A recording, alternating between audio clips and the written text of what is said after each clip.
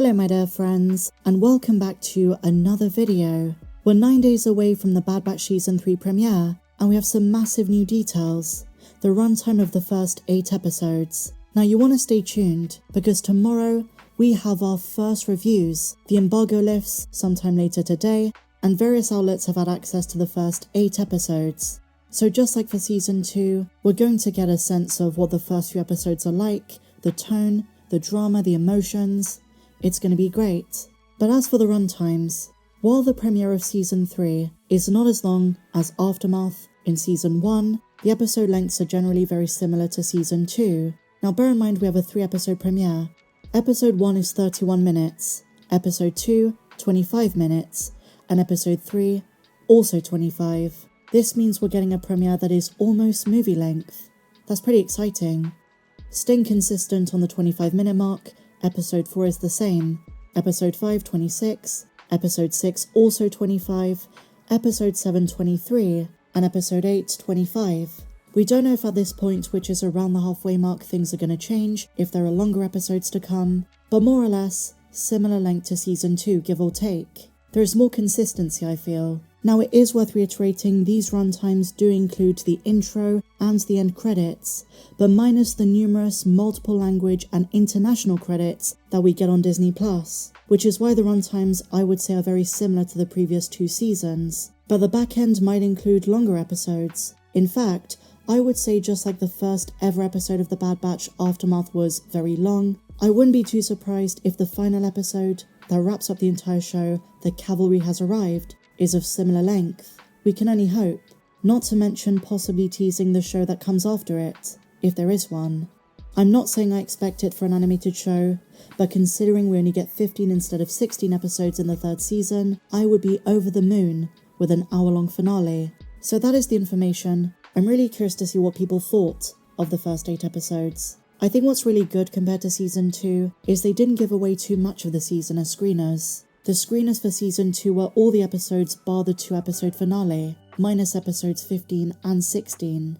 This season we're 1 episode short, but we're only getting reviews of the first 8. There's a lot of big surprises to come, and as the creatives have teased, galactic stakes. Just based on the episode titles alone, the first half of the Bad Batch Season 3 is getting Omega and maybe Crosshair out of Mount Tantiss, even temporarily. We catch up with the goings-on inside the facility in the first 3. We get an idea of what the Empire is up to, the kind of monstrosities and cloning projects the Emperor's working on, and the media outlets and reviewers only got up until Episode 8, Bad Territory.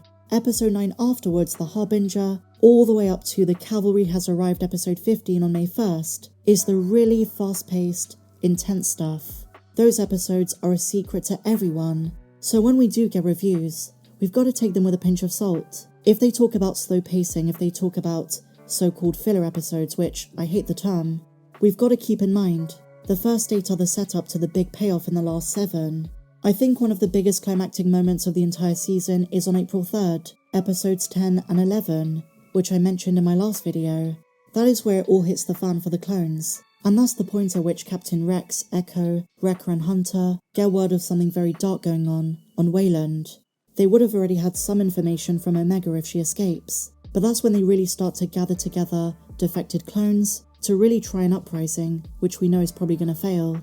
Moving on to other Star Wars news, in light of the massive announcement that The Phantom Menace for its 25th anniversary is returning to cinemas, we have some major rumours of associated merch, this time from LEGO.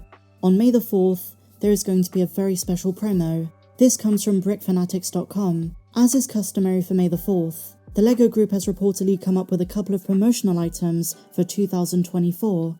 In the cards for this May is a Battle of Naboo droid carrier, 262 pieces, somewhere between 6 and 8 battle droid minifigures. Just like the original ones, the last time we got something related to battle droid carriers was in 2015, but this one comes with a special gift, an R2-D2 adhesive patch and keychain.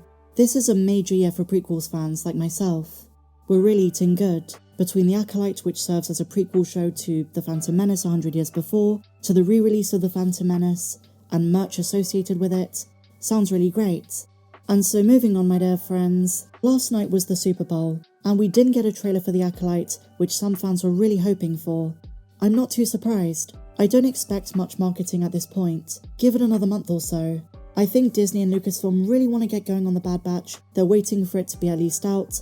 They don't tend to market multiple shows at once. But an interesting, unsurprising, and I suppose not really new, update is that Collider.com have corroborated the rumour from Bespin Bulletin and Making Star Wars that the Acolyte is set for summer 2024. They're reporting this as an exclusive, but it's not. We've known for months. The flagship Lucasfilm 2024 show.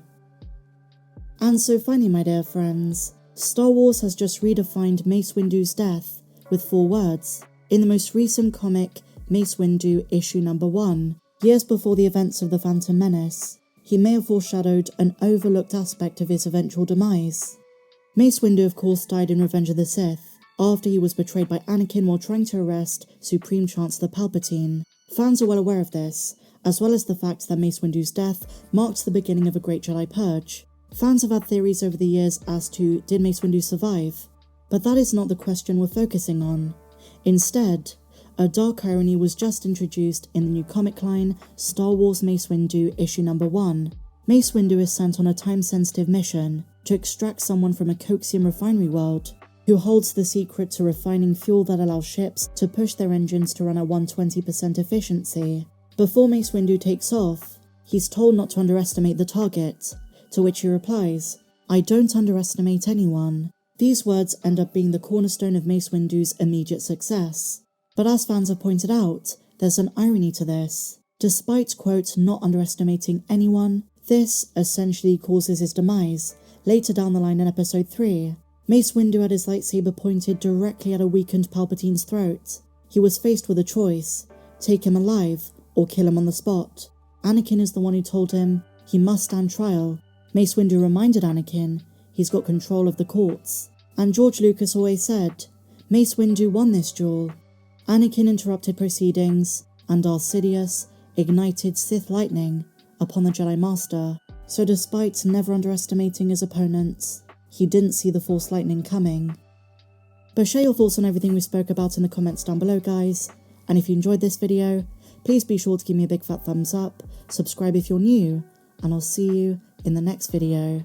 May the Force be with you, always.